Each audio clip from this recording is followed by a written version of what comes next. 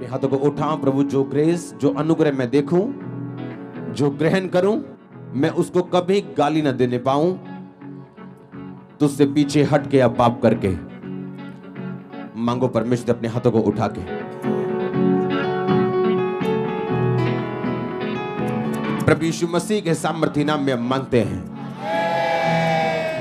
Romeo की पुस्तक 9 उसकी 13 आयत को हम पढ़ेंगे। उसमें लिखा, जैसा लिखा है कि मैंने याकूब से प्यार किया और एसाव को अप्रिय जाना। 11 आयत में लिखा, अभी ना तो बालक जन्मे थे, ना उन्होंने भला या बुरा किया था, इसलिए कि परमेश्वर की मनसा जो चुन लेने के अनुसार है, कर्मों के अनुसार नहीं, परंतु बुलाने वाले के कारण है, बनी रहे। उसने कहा, जेठा छोटे का दास होगा, जैसा लिखा है मैंने याकूब से प्यार किया और एसाव को अप्रिय जाना। परमेश्वर ने आपको चुना फल लाने के लिए, हाँ या ना? अगर आप परमेश्वर में आ चुके हैं, बपतिस्मा ले चुके हैं, यीशु मसीह को अपना उद्धारकर्ता ग्रहण कर चुके हैं, तो बाइबल कहती है आप चुने गए हैं फल लाने के लिए। बोने वाला बीज बोने के लिए निकला, एक बीज मार्ग के किनारे गिरा, एक बीज पथरीली भूमि पे गिरा, एक झाड़ियों के बीच गिरा, एक उत्तम भूमि पे गिरा। 30 गुना, 60 गुना, वो 100 गुना फल लेके आया। इसका मतलब बीज में ताकत है कि वो 100 गुना फल लेके आ सके, हाँ या ना? उसी तरह से जब आप परमेश्वर में आते हैं, उद्धार करता यीशु मसीह को ग्रहण करते हैं, परमेश्वर में अपना जीवन प्रभु को देते हैं, आपके अंदर 100 गुना फल लाने की ग्रेस और ताकत काम करती है। और परमेश्वर ने कहा, जो दौड़ में तुम्हें दौड़ना है, तुम्हारी दौड़ क्या है? कि तुम फल लेके आ सको, और तुम्हारा फल क्या हो? बना रहे। ये क्या है? तुम्हारी दौड़ है, तुम्हारी बुलाहट है कि तुम फल लेके आ सको। परमेश्वर ने कहा, मैंने याकूब से प्यार किया और एसाव को अप्रिय जाना। और लिखा, अब तक वो दोनों जन्मे भी नहीं थे, तभी परमेश्वर ने कहा, जेठा छोटे का क्या होगा? दास होगा। आपने ध्यान से समझना आज का वचन। याकूब से परमेश्वर ने क्या किया? प्यार किया। एसाव को अप्रिय जाना। अगर अब तक आपके बच्चे जन्मे ही ना हो दोनों, और परमेश्वर कहे कि जेठा बड़ा जो होगा वो छोटे का दास होगा, और बड़े को मैं प्यार नहीं करूंगा और छोटे से प्यार करूंगा, तो क्या ये नाइंसाफी नहीं? अभी तो उन्होंने पाप किया ही नहीं है कुछ भी। बाइबल कहती है परमेश्वर अपने पूर्व ज्ञान के अनुसार, यानी परमेश्वर आज जानता है कि आप स्वर्ग में जाएंगे या नरक में जाएंगे। फिर आप बोलोगे, अगर परमेश्वर जानता है कि मैं स्वर्ग में जाऊंगा या नरक में जाऊंगा तो मैं कुछ भी करूं। ऐसा नहीं है। परमेश्वर ने कुछ चीजें आपके डिसीजन पे छोड़ी हैं, और वो आने वाले टाइम का डिसीजन भी जानता है कि आप कौन सा लोगे। ये उसका होनहार का ज्ञान कहती है बाइबल, पूर्व ज्ञान कहती है, फोर नॉलेज कहती है कि परमेश्वर कहता, जेठा छुटके का क्या होगा? दास होगा। कारण क्या था? बाइबल कहती, पतरस ने कहा, अपने भविष्यद्वक्ताओं की, अपने प्रभु के दासों की गवाही को ध्यान में रखते हुए परमेश्वर में चलो। उनकी शुरुआत देखते हुए और परमेश्वर ने किस तरह से उनको बढ़ाया, उनको देखते हुए तुम अपनी जिंदगी व्यतीत करो। इसहाक की मैरिज कैसे हुई थी? अब्राहम का दास नौकर गया था और इसहाक के लिए एक लड़की लेके आया था जिसका नाम क्या था? रिबका। हाँ या ना? आप जानते हैं, अगर आप क्रिश्चियन हैं और आप अगर लव मैरिज करना चाहते हैं या आप शराब पीना चाहते हैं, तो आपको ऊपर से आवाज नहीं आएगी तुम मत कर। इसहाक की अगर आप लाइफ देखो तो जो चीजें उसने परमेश्वर के वचन में होके की, वहां वो ब्लेस है। कैसे? अब्राहम का नौकर आके बोलते हैं कि इसहाक, तेरे पिता ने मुझे भेजा था कि तेरे लिए मैं वाइफ लेके आऊं, पर इस देश की लड़की अन्य जातियों में से नहीं, अपने देश में से मैं परमेश्वर को मानने वाली लेके आऊं। अब मैं ये लड़की लेके आया हूं, ये परमेश्वर की इच्छा है। और बाइबल कहती है इसहाक ने कहा, ठीक है, परमेश्वर की इच्छा को मैं स्वीकार करता हूं। और उसने लिखा, रिबका को उसने अपनी पत्नी स्वीकार किया। हाँ या ना? पर जब बाइबल कहती, जब याकूब अपने मामा के घर गया तो उसे एक लड़की पसंद आई जिसका नाम क्या था? राहेल। अब अगर याकूब बुद्धिमान होता, आप जानते कई सफरिंग्स, कई आपके दुख, कई आपके सताव परमेश्वर की ओर से नहीं मिले आपको, वो आपने खुद मोल लिए। बाइबल कहती जब वो गया, क्योंकि याकूब जो था एक इमोशनल इंसान था, इमोशनल था वो। जब वो गया उस कुएं के पास, लिखा वो खड़ा था और उसने पूछा क्या लाबान यहीं रहता है, क्या लाबान अच्छा है, क्योंकि वो लाबान के घर जाना चाहता था। और लोगों ने कहा हाँ लाबान ठीक है, देख उसकी लड़की राहेल अपनी भेड़ों को लेके आ रही है ताकि वो पानी पिला सके। लिखा उसने राहेल को पकड़ा, चूमा और उसे लिपट कर रोया, क्योंकि याकूब क्या था, एक इमोशनल इंसान। परमेश्वर इमोशनल नहीं, वो क्या है, स्पिरिचुअल। अब दाऊद कामयाब क्यों हुआ या सुलेमान कामयाब क्यों हुआ? क्योंकि सुलेमान ने अपने बाप की गवाही को ध्यान से देखा था कि मेरा बाप था अपने भाइयों में जो अकेला पवित्रताई में था, बाकी सारे भाई ऐश कर रहे थे, लेकिन दाऊद परमेश्वर की आराधना कर रहा था और परमेश्वर में खड़ा और अड़ा था। और सुलेमान ने अपने बाप की गवाही को ध्यान से देखा था कि मेरे बाप ने किस तरह से परमेश्वर में खड़े होके परमेश्वर की आशीष को लिया, और जो राजा होने की पदवी मेरे बाप के बड़े भाई की थी, परमेश्वर ने उसे नहीं दी, मेरे बाप दाऊद को दी। वैसा ही सुलेमान चलता रहा और परमेश्वर ने अबशालोम को छोड़ दिया। कौन था अबशालोम? अबशालोम भी दाऊद का बेटा था, एक रानी का बेटा था, और उसका नाना क्या था, गशूर का राजा। अब अगर राजा बनाने के लिए सबसे बेस्ट कैंडिडेट चाहिए था तो वो अबशालोम था, क्योंकि नाना राजा था, मां राजकुमारी थी, पता था राजा कैसे बैठते हैं, उठते, कैसे काम करते हैं। लेकिन परमेश्वर ने किसको चुना? सुलेमान को चुना। हाँ या ना? आज कुछ लोग अपने लाइफ में धोखा खा के बैठे अपने बिजनेस पार्टनर से, इसलिए नहीं कि बिजनेस पार्टनर ने उनको धोखा दिया, वो इसलिए धोखा खा के बैठे हैं क्योंकि उन्होंने परमेश्वर को धोखा दिया और धोखा काटा संसार में से। आप भूल जाओ कि आप परमेश्वर को धोखा देंगे और संसार आपसे न्याय करेगा, भूल जाओ। हाँ, आप जो बोते हैं वो काटते हैं। अब याकूब को इस बात का ध्यान रखना चाहिए था कि मेरे फादर की मैरिज कैसे हुई थी। क्या मेरा फादर ढूंढने गया था रिबिका को? हाँ, क्या उसने अपनी आंखों से रिबिका को पसंद किया था?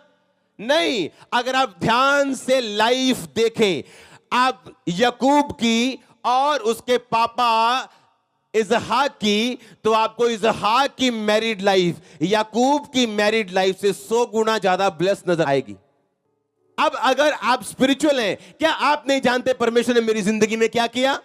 क्या आप नहीं जानते यहां पे परमेश्वर क्या कर रहा है? और फिर भी अगर हम पवित्रताई में ना चले, इतना वचन सुन के भी, इसका मतलब आप भी दूसरे याकूब हैं कि परमेश्वर आपके साथ भी होगा, पर आप साथ साथ अपनी लाइफ में सफर भी करेंगे, क्योंकि आपने अपने शरीर पर अब तक काबू नहीं किया। अब परमेश्वर गलती करने पर अपने बच्चों को त्यागता तो नहीं, छोड़ता तो नहीं, पर उस गलती के कारण उनको सफरिंग सहनी पड़ती और दुख सहना पड़ता है, इससे परमेश्वर उनको बचाता भी नहीं। अब अगर वो ध्यान से देखता, मेरा फादर जो था वो लड़की ढूंढने नहीं गया था, और बाइबल कहती जब वो राहेल को देखते हैं तो राहेल से प्रेम कर बैठते हैं और उसके पिता को बोलते हैं मैं राहेल के लिए 7 साल तेरी सेवा करूंगा। ए मूर्ख इंसान, क्या तेरे बाप ने एक लड़की के लिए 7 साल क्या 7 महीने भी सेवा की किसी की? पर तू अपने मुंह से क्या कहते हैं कि मैं 7 साल तेरी सेवा करूंगा। और फिर उसने कहा कि ठीक है, और किसका शादी कर दी? उसकी बड़ी बहन की शादी कर दी।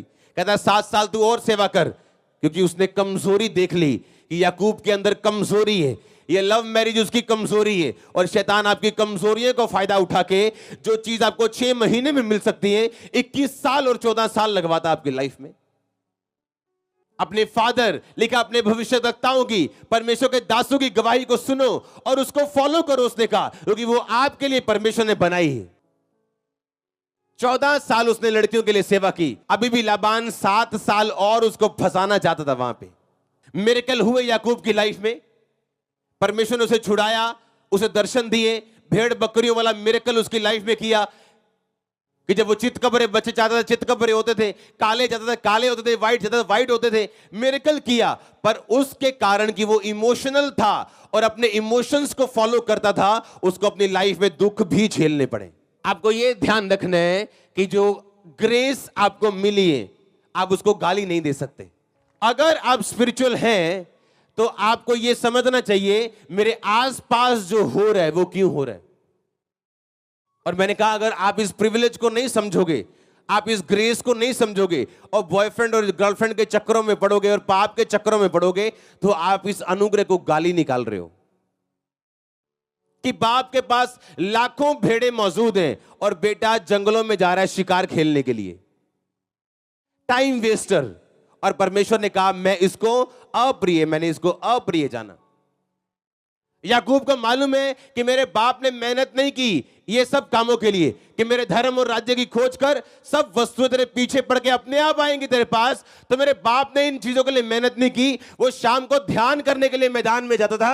मैं भी प्रभु की ओर ध्यान लगाऊंगा और परमेश्वर मेरा इंतजाम करेगा। पर बाइबल कहती है उसने अपनी आंखों की बात को सुना और 14 साल उस घर में सेवा करता रहा जहां उसकी अपनी सेवा होनी चाहिए थी, पर वो सेवा करता रहा। कुछ डिसीजन आप लेते हो और परमेश्वर आपको मना नहीं करता, पर आपको उसका असर भी अपनी लाइफ में नजर आता है। परमेश्वर आपको छोड़ता या त्यागता तो नहीं है, पर आपको सफरिंग्स में से गुजरना पड़ता है। जो चीजें आपको महान बनाती है वो क्या है? छोटी, पर है क्या? बड़ी। कि क्या आपको नहीं पता आपके फादर की टेस्टिमनी क्या है? क्या आपके स्पिरिचुअल मेंटर की टेस्टिमनी क्या है? तो उसकी टेस्टिमनी को क्यों नहीं फॉलो किया जाए और अपनी लाइफ में वो ब्लेसिंग्स हासिल की जाए? और ये पॉसिबल था। सुलेमान ने किया ऐसा। अपने बाप की तरह चला वो और अपने बाप की तरह बना वो। बाकी भाई नहीं बन सके, अबशालोम नहीं बन सका, किसी को ताकत में भरोसा था, कोई पाप में था, कोई केयरलेस था अपनी लाइफ में। पतरस ने कहा उन भविष्यद्वक्ताओं को जो तुमसे पहले थे, उनका एंड देख के, उनकी शुरुआत देख के परमेश्वर ने किस तरह से उनको बढ़ाया और आशीषित किया, तुम भी उन्हें फॉलो करो और तुम भी उन गवाहियों को देखते हुए परमेश्वर में चलो। कुछ सफरिंग्स परमेश्वर की ओर से नहीं, किसने मोल लिए? खुद इंसान ने। कुछ सफरिंग परमेश्वर नहीं चाहता याकूब झले, पर वो गया और उसने झली। अपनी मां की बात को सुना, अपने पिता से झूठ बोला, उसकी आशीष ली और भागना पड़ा उसे, जबकि वो ये नहीं जानता था कि ये आशीष पहले से उसकी है, क्योंकि पहलौठा होने का अधिकार उसका भाई उसे बेच चुका है। कोई आशीष, कोई ब्लेसिंग जो गलत रीति से, वचन से बाहर होके आपको मिले, वो एक्चुअल में आपको तंग करेगी बाद में। अपने फादर की गवाही को क्या करना? फॉलो करना। जो गवाही हम सुन रहे हैं, जो अगुवे की गवाही हम सुन रहे हैं, जिस तरह की चर्च में हम जा रहे हैं, उसे फॉलो करना है, उसे एग्जैक्टली फॉलो करना है अपनी लाइफ में, ताकि वो सेम ग्रेस आपकी लाइफ में फॉलो कर सके। कुछ चीजें जहां पे आपको सफर नहीं करना, वो नहीं करना। क्यों जानबूझ के फंसना? क्यों जानबूझ के लड़ाई मोल लेनी? अब आपको मालूम है आप क्रिश्चियन हो, आप मसीह में हो, आत्मा से भरे हुए हो, लेकिन एक कमी है कि लव मैरिज हो रही है। किससे? अन्य जातियों से। अब आप सिर्फ मैरिज नहीं करवा रहे हो, आप उन सब श्रापों को भी आप मोल ले रहे हो जो उसके परिवार के ऊपर है। आप उन सब कर्ज से आपको फाइट करनी पड़ेगी मैरिज के बाद, जो आपके पार्टनर के खानदान के ऊपर है। फिर आप बोलोगे कि हस्बैंड बड़ा अच्छा है, वाइफ बड़ी अच्छी, दोनों से अलग अलग मिले तो दोनों स्वर्गदूत लगते हैं, पर आपस में बनती नहीं, क्योंकि आपने सिर्फ एक मैरिज नहीं की है, आपने उस परिवार के पूरे कर्ज को भी क्या किया? आपने खरीदा है। अब फालतू की मेहनत करो, अब फालतू की प्रेयर करो, अब उसे तोड़ो, अब उसे काउंसलिंग करो, उनके घर वालों को काउंसलिंग करो, उन्हें मसीह में लेके आओ। मतलब जो काम आसानी से मसीह में जाने के, मसीह घराने में शादी करने में हो सकता था, उसको आपने 3, 4, 5, 6, 7, 10 साल लंबा करके फ्री की फालतू की लड़ाई मोल लेके आप बैठ गए हो। एक मैरिज हुई इसहाक की, हुई कि नहीं हुई? याकूब ने कितनी करवाई? हाँ, कितनी कराई? कितनी? 2। और सुखी कौन था? इसहाक। याकूब के घर में बस यही लड़ाई चलती थी। वो छोटी बोलती थी आज वो मेरे साथ सोएगा, बड़ी बोलती थी नहीं आज वो मेरे साथ सोएगा। सारी उम्र निकल गई, बाइबल पढ़कर देख लो अपनी। जिससे याकूब प्यार करता था वो झूठ बोलने वाली औरत थी, चोरी करने वाली औरत थी। याकूब से जो प्यार करती थी उससे याकूब प्यार नहीं करता था। सब कुछ वेस्ट हो गया लाइफ में। कारण क्या? इमोशंस। बंद कर दो वो गाने सुनने जो आपको इमोशनल करें, बंद कर दो। कुछ लोग बोलते हैं याकूब ने भी तो लव मैरिज की थी, उसके जैसी लाइफ चाहते हो तो कराओ, फिर जाओ फंसो, फिर वो मेरे पास आएगा, वो मेरे पास। सारी उम्र निकाल दी उन्होंने। कितने मेरी बात को समझ रहे हैं? अगर आप आसपास का माहौल ना समझे तो आप एक मूर्ख इंसान है। जब आप गाली देते हो अनुग्रह को, कि जो आप पे अनुग्रह हुआ आप उसको गाली देते हो, कि आपको एक ड्यूटी मिली, आपको एक जॉब मिली, अब आप चोरी कर रहे हो, आप गाली दे रहे हो प्रभु के अनुग्रह को, और प्रभु अपने टाइम पे जवाब देता है अगर एकदम से ना दे तो। परमेश्वर ने कहा जो अनुग्रह तुम पे हुआ उसे व्यर्थ मत जाने दो, जो ग्रेस तुम पे आई उसे व्यर्थ मत जाने दो। हर चीज का टाइम है। परमेश्वर जानता है उसने आपको बनाया, कौन सी चीज आपको कब देनी उसे सब मालूम है। आदम के लड़की ढूंढने गया था, मैं कल्ला हो गया, मैं कल्ला हो गया, बचा लो मैनू। हाँ, परमेश्वर ने कहा तू अकेला है, मैं तेरे को लड़की देना चाहता हूं, मेल देना चाहता हूं। उसने नहीं कहा परमेश्वर मुझे मेल चाहिए। परमेश्वर कहता तू अकेला है। आदम प्रभु के कामों में बिजी था। जो काम प्रभु ने आपको दिया, अगर आप स्टडी कर रहे हो, आप स्टूडेंट हो, आप नए विश्वासी हो, आप नए पास्टर हो, जो काम आपके सामने, उस काम पे ध्यान दो जो परमेश्वर ने आपको दिया, क्योंकि उसी में आपकी इज्जत छुपी, ब्लेसिंग छुपी, आपके जनरेशंस की ब्लेसिंग उसमें छुपी। पर ध्यान कहां है? इधर उधर। ताकि शैतान नहीं चाहता अगर तू मसीह में आ गया तो तू कामयाब हो सके, क्योंकि कामयाब व्यक्ति, बचा हुआ व्यक्ति अपने घराने को बचा सकता है, अपने नगर को बचा सकता है। आप वो होंगे जो अपने नगरों को बचाएंगे, परिवारों को बचाएंगे। ओह, बड़ी बड़ी मिनिस्ट्रीज और आप में से निकलने वाली चर्च में आपको क्या बताऊं क्या होने वाला है। आमीन। आपने फॉलो करना है जो आपके अगुओं ने फॉलो किया, उनकी लाइफ में जो रिजल्ट आया, आपको क्या करना है? एग्जैक्टली उन्हें फॉलो करना है, कॉपी करना है उन्हें, जो बाइबल कहती। अगर आप परमेश्वर की ग्लोरी के लिए करोगे, टाइम का वेट करोगे, आपको वो बेस्ट देगा। पर अगर आप खुद करना चाहोगे तो परमेश्वर ये समझता है कि तू ये समझता है कि तेरी योजना मुझसे भी ज्यादा बड़ी है और तू मुझसे भी ज्यादा समझदार है, तो तू बन समझदार अपनी निगाह में। और बाइबल कहती है अपनी निगाह में कभी बुद्धिमान मत बनना। परमेश्वर बराबर का मौका देता है हर एक जन को, हर एक जन को बराबर मौका देता है। वो आपने उसे फॉलो करना है और अपनी लाइफ को इतना अच्छा बना के रखना है कि जब लोग आपको देखें और सुने, आपके परमेश्वर को ढूंढना चाहे वो कौन है, वो उसको देखना चाहे वो। आप एक बार अगर वो बोलो आप चर्च में चलो, तो वो सुबह 10 बजे की मीटिंग के लिए आपके घर में 7 बजे खड़ा हो कि कहीं मैं मिस ना हो जाऊं आज मीटिंग में जाने से। ये कौन सा परमेश्वर है जिसने तुझे पूरी तरह से बदल दिया, चेंज कर दिया? क्या आप नहीं जानते आप फल लाने के लिए चुने गए? आप चल के देखो, आपकी लाइफ का बड़े से बड़ा अटैक, जिसे आज आप नोट करके लाए हो कि डॉक्टर ने ये कहा, ये कभी नहीं है, ये कभी नहीं हो सकता, या फलाने ने कहा, या कुछ भी ऐसा। इस लाइफ को फॉलो करके देखो, इस पवित्रताई की लाइफ को, जो मुश्किल है लेकिन असंभव नहीं, फॉलो करके देखो। आपका वो अटैक टुकड़ों में होगा, आपके सामने रो रहा होगा। मैंने कहा आप फॉलो करके देखो। मैं नहीं कहता मेरी लाइफ में निराशा नहीं आई, या मैं थका नहीं, या क्विट करने का मन नहीं किया। सब कुछ हुआ, पर मेरे चेहरे से वो कभी नजर नहीं आता था। रात को रोता था और सुबह परमेश्वर मुझे नई ताकत देता था, नहीं आगे बढ़ना है, आगे बढ़ना है। और जब कुछ साल बीत गए तो मालूम हुआ कि क्यों शैतान मुझे डराता था, क्यों मुझे धमकाता था, क्यों मुझे वो नीचे गिराने की कोशिश करता था, क्योंकि आज जो परमेश्वर मुझे देना शुरू कर चुका है। हालेलुया।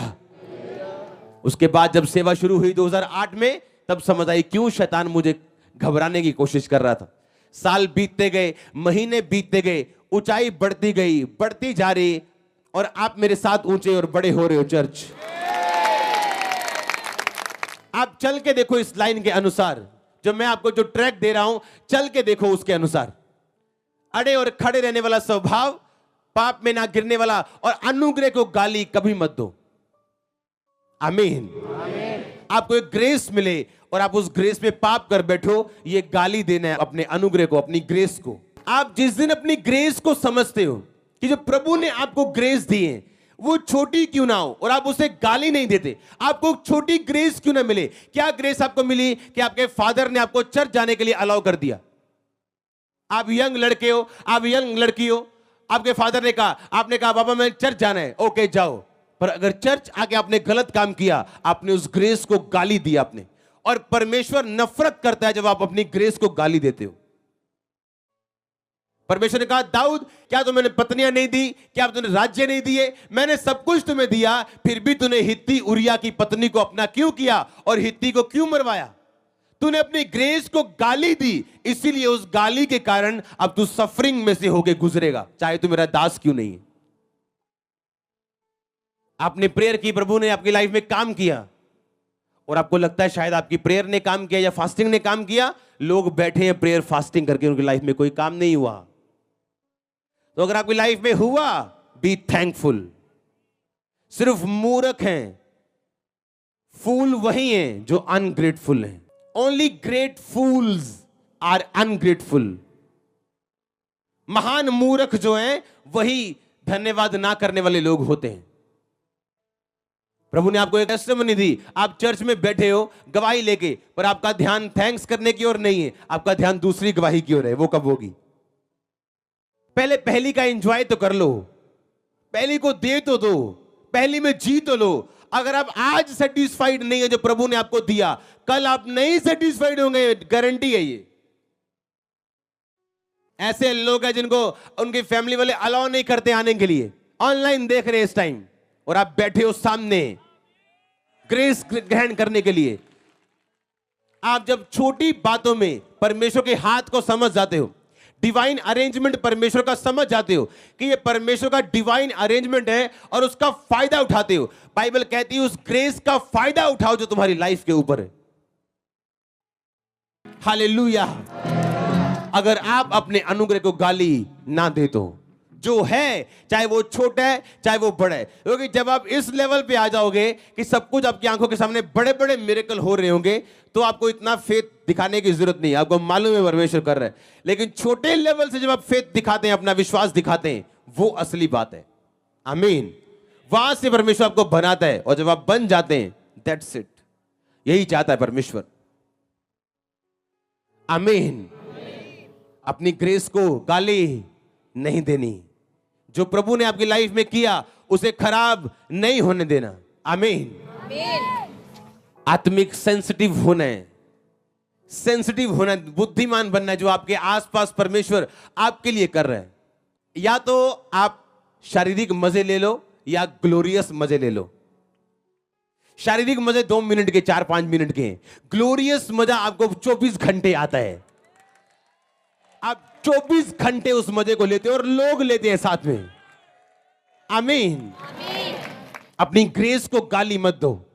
जो जगह प्रभु ने आपको दी है उस पे खड़े रहो, नो मैटर क्या फाइट है, नो मैटर क्या प्रॉब्लम्स है, क्योंकि आपकी ब्लेसिंग उसी प्लेस से शुरू होती जो सर्वशक्तिमान की। हां, ठिकाना कौन पाएगा? जो उसके छाए हुए स्थान में, जो परम प्रधान के छाए स्थान में बैठा रहे, सर्वशक्तिमान की छाया में बैठा रहे का मतलब यशब। यशब का मतलब जो प्लेस आपको मिला उस पे खड़े रहो, खड़े रहो उस पे। एक दिन आपका रिश्तेदार आपको बोल सकता है कुछ नहीं हुआ, गालियां निकाल सकता है, 6 साल 5 साल रुक जाओ, आप ढूंढोगे उसको, कहां गया, मिलना चाहूंगा तुम तुझसे। वो छुपता फिरेगा कि यार इससे मिलना नहीं, अगर मिला तो मुझे गालियां पड़ने वाली है इनडायरेक्टली। आमीन। इनडायरेक्टली गालियां पड़ने वाली है। हालेलुया। और लोग बोलते शायद मैं घमंड कर रहा हूं, मैं घमंड नहीं कर रहा हूं। नेहम्याह को पूछा उसके राजा ने, तेरा मुंह उदास क्यों है? ना तू रोगी है, तेरा मुंह उदास क्यों है? क्योंकि राजा के सामने उदास मुंह से जाने का मतलब राजा की बेइज्जती करना, कि मैं तेरे राज्य में हैप्पी नहीं हूं। तो राजा मरवाते भी थे लोगों को, मार देते थे लोगों को, गुस्से में दंड मिलता था उनको।